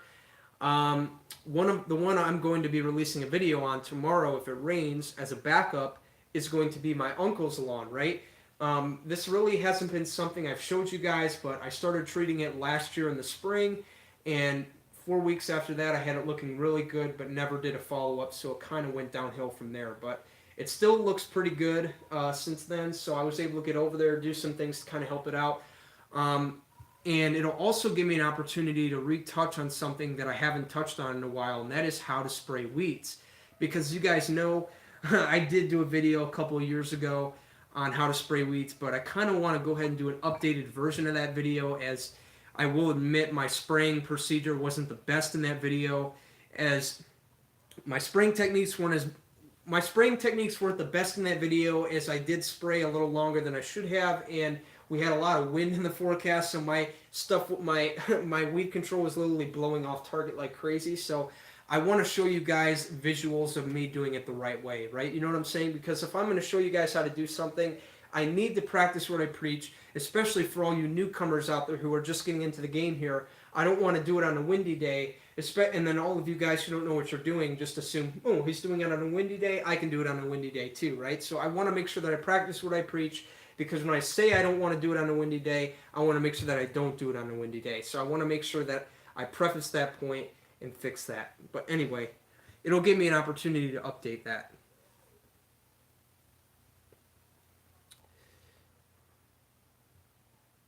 All right, let me... I know I went on a pretty big tangent there. Have you considered leveraging LinkedIn to establish your credibility? Keep up the great work. You are awesome. RM, I have not thought about that, but thank you for that. Anything that can help increase my credibility, I am open to it, and I appreciate your suggestions. Thank you. Jake, I admire your desire these days. Too many lazy Generation X people. You are a great example to others. Keep the hustle on and keep the hustle on. That's exactly how people succeed. Thank you, man. I appreciate it. That's what I'm all about. Pest and lawn ginger. Kevin, only random ones right now on the front yard. Backyard appears to be under control at this point. Oh, yeah, he was answering a question to Kevin's. Planted Seed Superstore SS5000, which has KBG, rye, and fescue. In my backyard on May 6th, added starter fertilizer the same day, water 3 times per day for 30 days. Grass is thin and patchy. Backyard had no grass prior, and soil was neglected. Grass only 1 to 2 inches high. What should I do at this point with summer coming on? Well, Carl, one thing you can do if you want, if the weather continues to remain cold and rainy, especially if you live anywhere where I do, that's something we've been dealing with. The weather has been unusually cold and rainy for this time of year. Usually, like I said, right now, we're getting hot and dry, but luckily for us, ideal growing conditions, right? Cold and rainy going into June. If the temperatures continue to persist, you can go ahead and do another seeding in those areas. It's not going to hurt, right? Now, keep in mind, if you do have heat coming on in the next couple of weeks, you're going to want to make sure that you baby those areas. You want to make sure that you water them nonstop. You want to make sure that they stay wet. Otherwise, you're more likely going to see a diminishing in the results, which is typically why I recommend seeding in the fall for safety, right? If anything didn't come in, but it's not too severe, I recommend what you do now is just baby what's there, right? With proper mowing, fertilization, and irrigation practices. Like I talk about, the big 3, if you get those right, you should be just fine. Nurture what's there, and then whatever doesn't fill in, you can fill in the gap. Definitely a heavy seeding in those areas to help fill them in. And then another thing you can do to help give yourself a leg up there is definitely put some RGS in there to stimulate a little bit of root growth, maybe some aerate to open up the soil, to encourage more of that root growth, to make some room for it, some humic 12 to help enhance nutrient availability, and maybe some microgreen to give that area a dose of the micros. Again, you can really put whatever you want on it as far as the next products go, but it's a good idea to give yourself that extra step to, overall just increase the chances of success, because that's really what we want when it comes to lawn seeding, right? We want to make sure that we get that return on our investment. So using those products are only going to help us get there stronger and faster. So yeah, Carl, I hope that helped you out, especially in Denver. Yeah, because I know a lot of people out in your area, like for instance, John, at the Longology channel, who lives in Utah, so he lives near you. You guys have had a lot of similar weather conditions to us. It's been very cold and very rainy. So yeah, to contribute for that, again, if you want to seed in the summer, you can. But again, not something I recommend if the situation isn't too severe, right? what I recommend, again, if you have a few bare spots in there, you can drop some seed in those areas and baby them, especially if it's manageable. But if it's nothing too major, you can get away with, mowing, fertilizing, irrigating properly. And then once we get to the fall, that's when you can consider doing an additional overseed to fill in those gaps. Make sense? The DIY experience, I do think Pete has it right from GCI. With the sprays, always use an adjuvant, and you can probably run half rate and get full rate results. Yes, DIY lawn care experience, he is right. In fact, because one of the things I like about Pete's natural adjuvant, I haven't used any, but I'd like to get my hands on it. So if anybody would like to give Pete some attention and tell him that Jake is interested in using his products, I would appreciate getting that word out there. But what I like about that is that it helps things stick and work better. It helps things work faster, and it helps it get down into the soil. So it helps you get more out of less. Yeah, Carl Johnson, glad I can help you. No problem, brother. All right, anything else? Like I said, I'm open to stick around for another 30 minutes if you guys want to ask some more questions. I got nothing going on.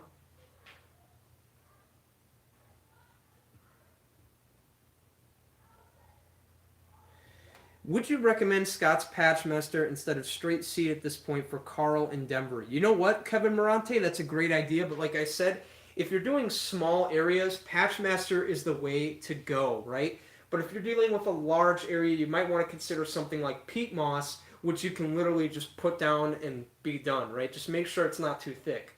But yeah, Patchmaster would be a great idea as there is some seed in it. And then again, if you do want to encourage it a little bit, you can put some RGS and Humic 12 on there to enhance nutrient availability and stimulate more root growth.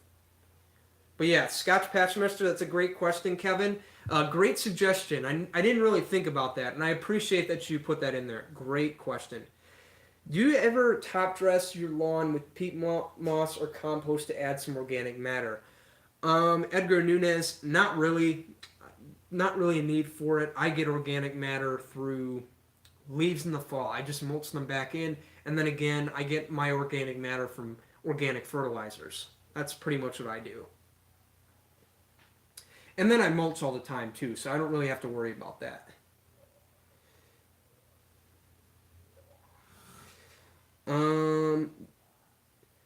Brandon Campbell. Jake, do you recommend using straw when seeding? Brandon Campbell, I've never tried that, so I can't give you any word on that. But if you'd like a little more information on that, my good buddy Ryan Knorr actually did a couple of videos back in the fall of one section of his lawn. He did straw compared to peat moss or Patchmaster. I can't remember what he did, but he definitely compared straw to head with something else, showing you his success rate with it. So if you'd like to check it out, I recommend you go subscribe to my buddy Ryan Knorr over at Ryan Knorr Lawn Care. Great guy, putting a lot of great content over here and great cinematography skills too. So go over there and check that out. Just jumped in, Jake. Are you going to be able to dominate the LCN old lawn? Great question. Right now we are head to head, but I did give myself a little leg up last week by cutting with that dull mower blade. That was not intentional. So for those of you guys who for time, I mowed it with my tractor, and the blades are due for a sharpening on it, and I definitely, scarred it a little bit, but it's fine. I'm gonna mow it with a push mower tonight and get things looking better. Oh, and I am gonna sharpen the blades on that tractors too. Speaking of Patchmaster, I used a fertilizer with a pre-emergent on April 8th. When was the best time to patch bare spots in my lawn next? Well, Patchmaster, if you put down a pre-emergent on April 8th, if you are going to do any bare spots, then just make sure that you break up the soil in that area. Like maybe, dig it out or something. Just rough it up, loosen it up, whatever you want to do. Because the idea being is you want to break that barrier, because I believe your pre-emergent is going to provide you, depending on the rate you put it down at, I don't know, but let's just assume that you put it down at 3 pounds per thousand, right? That 3 pounds per thousand is probably going to give you a good 2 to 3 months of efficacy, right? And because of that, that barrier is going to be in full effect. So you want to make sure the best way to, break that barrier is to disrupt it. Is to disturb it. So take a shovel or something, dig out that area, rough it up, break that barrier so that when you do seed, you're not going to damage it. Now keep in mind, it's not something I'd recommend for the whole lawn, but just for bare spots, as you can get away with it.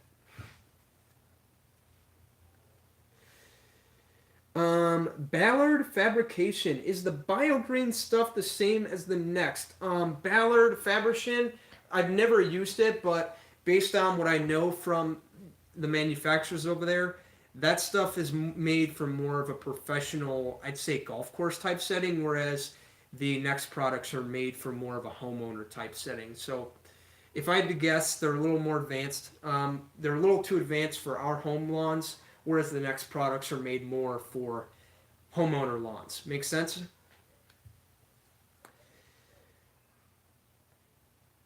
Yeah.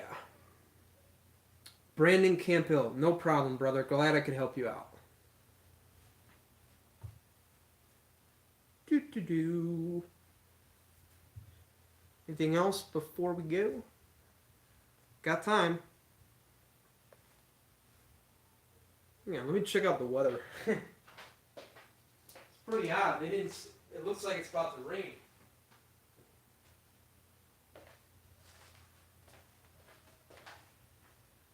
Nah.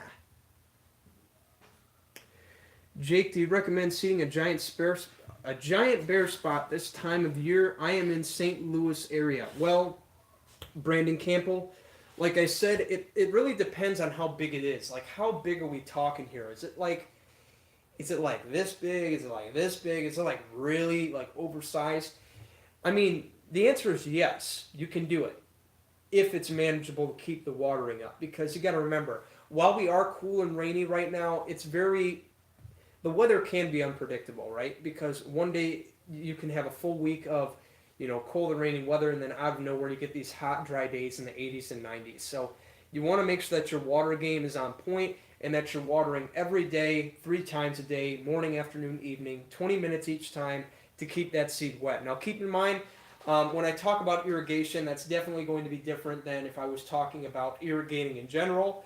An established lawn in the summertime, we'd talk about watering deep and infrequent. But if you are seeding, it's a good idea to make sure that you do water deep and infrequent. But in conjunction with that, give it light soakings all throughout the day, 20 minutes each time. Like I said, morning, afternoon, evening, and keep that seed wet, because that's how you're going to get success. Plus, with all that sunshine and heat you're getting, it's going to help the seed grow that much more. But keep in mind, because we are in the summertime and you might get a hot day, you have to make sure that irrigation's on point. So what I'd recommend is that if you can cover it with one sprinkler, set a sprinkler out there and maybe invest in a little timer for your nozzle, right? Invest in a little timer, set it for like 15, 20 minutes, 3 times a day, and you should be just fine. So yeah, Brandon Campbell, if it's a pretty large bare spot, if you can manage it with a sprinkler or 2 on a hose connection, like Ryan Knorr uses, and you could set it to go like 2 or 3 times a day to give the seed a light soaking in conjunction with the deep and frequent watering, then you should be just fine. At this time, I'm mowing my lawn at fescue rye lawn. It's summer. With the summer coming, should I raise my mow height? Yes, I'd recommend you do that, because I'm going to be super honest with you guys. If you started mowing your lawn low, then you could keep it there no problem, right? Especially a Kentucky bluegrass lawn, right? It looks really good at 2 inches. But being that I don't expect you to, commit to that, right? Because it does take a lot of commitment to maintain a good looking lawn that low, especially in the summer. I do recommend you raise it a little bit. If you've been mowing at 2.5 inches, maybe take it up to 3.25, just to kind of allow a little bit more leaf blade surface to get up there and shade the surface. Because by doing that, you're doing 2 things. Number 1, you're shading the root zone, and number 2, you're allowing more leaf blade surface to grow up, which will allow the plant to absorb more sunlight, which means that more photosynthesis can occur, which will then stimulate more growth. In fact, my good buddy Pete Denny described photosynthesis, or mowing height, like leaving more leaf blade surface. It's kind of like gas in your car, right? If you have a bigger tank, then you're going to be able to travel further. It's the same with the lawn, right? If you have more leaf blade surface, then more photosynthesis can happen, and more root and top growth is going to be stimulated in the process. So if you can mow a little taller, I highly recommend it in the summertime, as again, it will shade that root zone and allow for more photosynthesis to happen. So I hope that answered your question, Kevin. Go out there and make it happen. Matt Quinn, I am moving into a new house first week of July. Lawn is terrible. Plan on aerating and overseeding in the fall. Any suggestions on what to throw down ASAP to get a jump start on everything? Cool season. Well, Matt Quinn, I'm glad you asked. In fact, if you want, I recommend you check out my JTLK LCN lawn care. What is it? Project Lawn 2018-2019, which I have linked in the description below of the series, where Alan the lawn care nut, and I are partnering in a year-long collaboration, and we're taking a newly seeded new construction lawn from the worst of the worst to the envy of that area. So if you want to check that out, that playlist has tons of great info, tons of great video support on where to start, especially if you have a crappy looking lawn. Now, if you are in the summer and you do have some weeds, you can probably spray them, get them out of there. And maybe if you do have any existing turf, like I said, you can probably work on it with good mowing and fertilizing. But then again, if you want to start in the fall, which is the ideal time, that playlist is a great playlist to check out, as it will help you, as it'll help you get some good grass growing there. Do you make split applications with pre-emergence between spring and fall to prevent summertime crabgrass and fall weeds like dandelions and Poa annua? I hit my yearly max on prodiamine, and I'm wondering if I can. Yes, you can, Edgar Nunes. In fact, I'm getting ready to do that on the Project Lawn here coming up. The JTLK LCN, I'm getting ready to do round 2 of that because I didn't get to it in May. But it's a good idea to get it down to provide me that additional 3 months of coverage. But like I said, again, if you're not dealing with crabgrass as a whole primarily, then it's probably not necessary. But if you want to, because I know some parts of the country here have been dealing with a lot of hot and dry weather, and because of that, you're probably going to have a lot of crabgrass.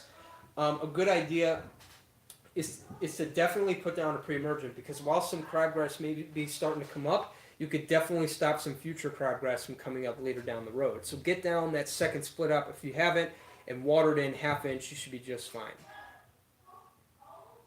But then again, I really can't use pre-emergents like prodiamine to prevent dandelions, because it is a broadleaf weed. That's actually a different approach that we'll have to talk about later for preventing broadleaf weeds. But yeah, the prodiamine is more targeted at the grassy weeds, in case you're wondering, like the crabgrass and the foxtail. And then another thing I want to talk about while I'm here is the Poa annua. Yes, you can put down the pre-emergent in the fall, and based on what you're telling me, you did exceed your yearly maximum for the prodiamine, which is fine. Just use an alternative like dithiopyr and put that down according to label directions. It should provide you residual all through the winter time to keep that Poa annua. Now keep in mind while you do that, if you are dealing with severe Poa problems, what I recommend you do is make a decision, because while you do this, it is going to change the way how you're able to seed your lawn, right? Because you can't do them both at once. In fact, you have to make a decision in the fall. Do I either aerate and overseed, or do I put down a pre-emergent to prevent annual bluegrass? And my answer to you would be, well, it depends on the severity of your situation. It depends on the severity of your situation. If the Poa annua is worse than the thinness of your lawn, then I would put down a pre-emergent. Or if it's the other way around, I'd probably put down seed and aerate the soil to kind of help fill in the gaps and thicken the lawn up. But then again, like I said, it's all different. It's based on the severity of your situation. All right, let's see what we got going on here. Yeah, use a different pre-emergent in the fall. That's right, Edgar. You're on it, brother. I appreciate that. Pest and lawn ginger. Amen. Takes a lot to keep Kentucky bluegrass happy short. It can be done, but you said it. It works. That's right, man. Matt Quinn, thanks, bro. I've watched every video on both channels of the Project Lawn multiple times. Great info. Yeah, man. Thanks for the support. I appreciate it. What are your thoughts on a mixed grass seed versus single strain? I love to have KBG only, but don't know what's the best way to go. Great question, Matt. Now, to be honest with you, because we live in a cool season zone, our grass types, while they're a little different from one another, like I said, KBG and rye is a little more of a fine, flexible type of grass, whereas fescue is more of a rigid, solid type of grass that has wider blades. You can get away with growing them together because while they're different, they're not different to a point where they look ugly together, kind of like southern grass types like St. Augustine and Bermuda, which require two totally different regimens to keep them looking their best, right? So these grass types. So anyway, back to the point. I recommend you put in as many different grass types as possible, like Kentucky bluegrass, perennial ryegrass, and fescue. I recommend seeding all three of them at once if you can get away with it. In fact, you can because they look good together.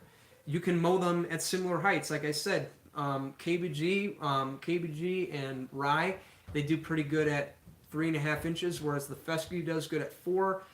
So you can kind of compromise with that. Maybe 3.75 would be a great way to go with the mowing height.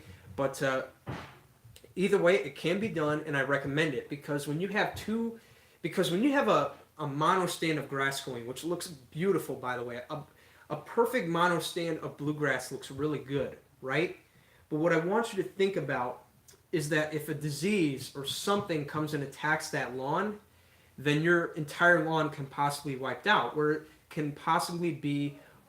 Whereas if you have 2 or 3 different grass types going, remember all grass types are uniquely bred to fight against certain diseases, to fight against certain problems. Like some are better against foot traffic, some are better against disease, some are better against sunlight, some are better in drought. You get what I'm saying, right? When you have more different grass types in your lawn, the better it's going to be in the long term, because if you have 3 grass types going, if something attacks the one, then you have the other 2 that could fill in and take over. So remember, mixed varieties over a mono stand any day if you have a cool season lawn. But then again, if you're looking to go real low, as my buddy Real Low Dad says, then perennial rye and bluegrass, or as Connor Ward would recommend, straight Kentucky bluegrass would be really good if you're trying to get a real low stand of turf. Now keep in mind, like I said, if you're going to do that, it takes a lot more commitment, because once you're in, you're in. There's no going back out. You have to make sure that you're committed to mowing it frequently. You have to make sure that you keep that lawn level so that you don't have any divots when you mow it, right?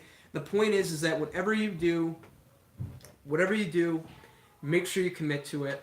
But like I said, as a beginner, the best thing to do is to put as many grass types in there as possible, as it will look good together, especially for a cool season guy, and they will look good together, and it's a lot less you have to contend with. And it's a thicker stand of turf. Jake, you done with school for the year? Yes, I am. I have one more year, senior year, and then I'm out officially. Can't wait.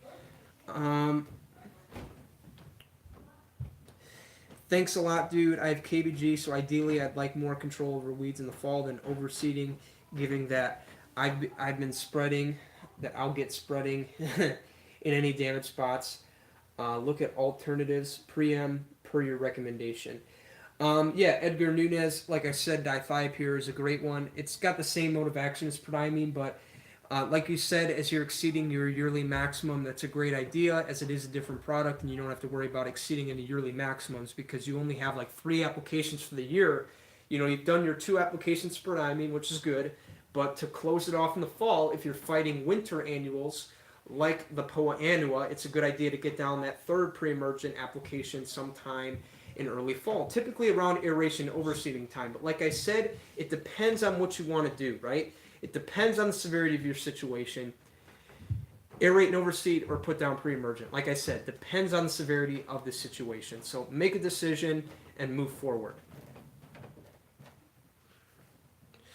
All right, let's see what we got here. Thanks for staying on later tonight. First time I was able to catch part of your live show. Learned a lot. Great tips. Dave G, glad I could help you, brother. Thanks for tuning in. What's your opinion on tenacity? Kevin Morante. All right, so you guys know I did a video back in the spring talking about crabgrass pre-emergent in the spring versus spring seeding, and I did mention tenacity is a great alternative.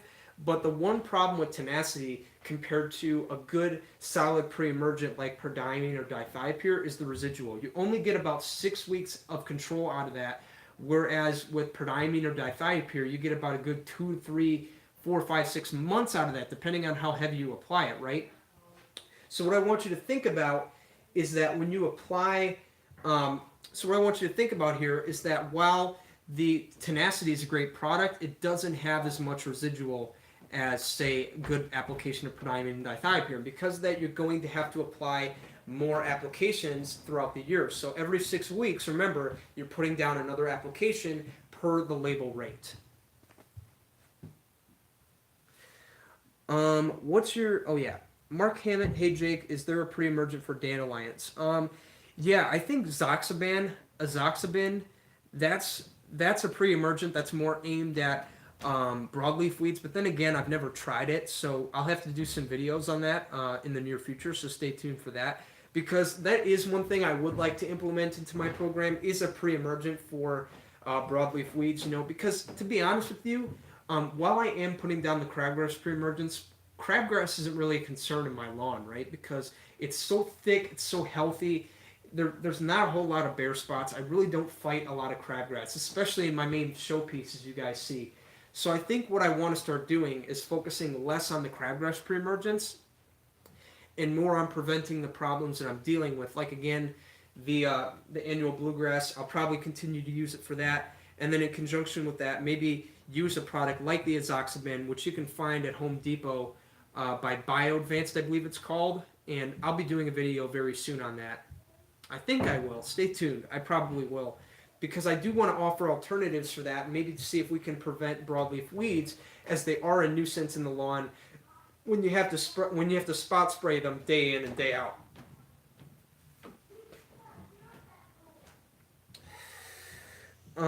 Thanks for the help tonight. Glad I could help you, brother. Kevin Morate, Speed Zone Weed Killer destroys dandelions. Does it? I'll have to try it out because I know it is a professional brand. It is a professional blend, so I would expect it to perform better as it is higher in concentration. So I'll have to try it out. I could stay on a little longer. You guys got any more questions?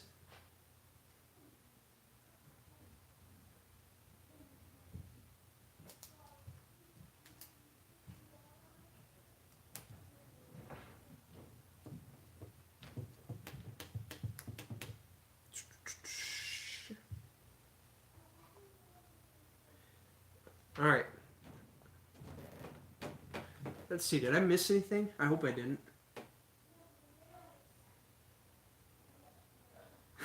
My grandma's up there trying to keep the kids quiet for me. I appreciate that courtesy. At least somebody cares.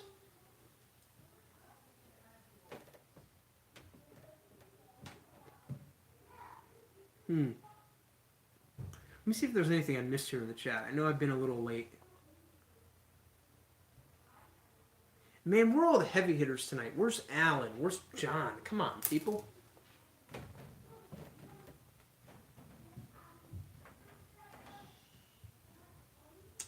Why no fire tonight? Well, Kevin, I'm going to be honest with you. We are getting into the summer, so it is a little warm. And I was going to do this outside, let alone not having a fire. But it's been a little windy. So I want... And plus, I have a really bad history of doing these outside because what happens a lot is the wind will just... The wind, I have a lot of problems with audio because of the wind, and then because I'm outside, I'm not really within the proper proximity for the Wi-Fi, so I have a lot of problems to deal with there. I'm sure you can understand that, but I would like to do more of this outside, but I just don't have the equipment for that yet, so I might stick with doing it inside for a while, and there might not be a fire for a little bit, so I'm sorry about that, hence the name Lawn Fires. We literally sit fireside and answer questions. We are fireside, but no fire tonight. I apologize about that, but we'll get back on that soon. How often do you sharpen your mower blades? Because I know you mow a lot. Sorry if that was already asked. No, Edgar, you're all good. So how often do I sharpen my mower blades?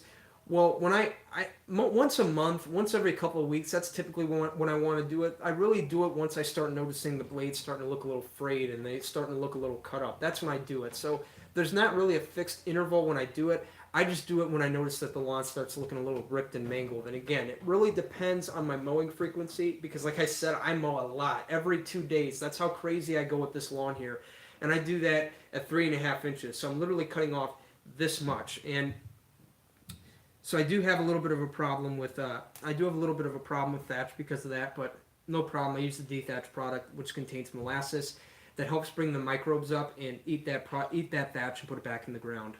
But yeah, back on topic. I don't sharpen very often. I'd say about 3 weeks to a month. That's it.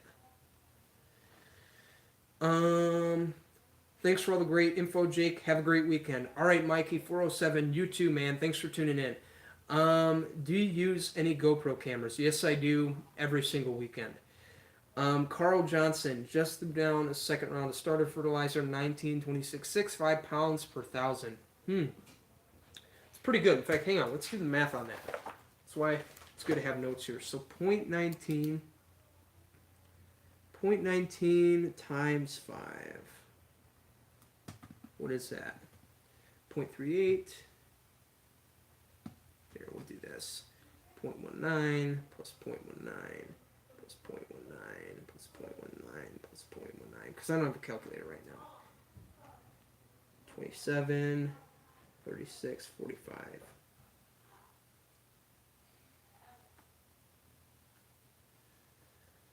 5, 6, 7, 8, 9. 0.95 pounds of nitrogen. I don't know if that's right. You can correct me if I'm wrong, but that's pretty good. Especially with all the cool temperatures and rain we've been getting, it's a great way to kind of compensate for that, right? Like I said, a little more nitrogen than normal this time of year. Do you know if a liquid concentrate herbicide can lose potency if an open bottle... Do you know if a liquid concentrate herbicide can lose potency if in an open bottle, if I don't need to use as often because I'm starting to dominate? Alright, anything else before we go?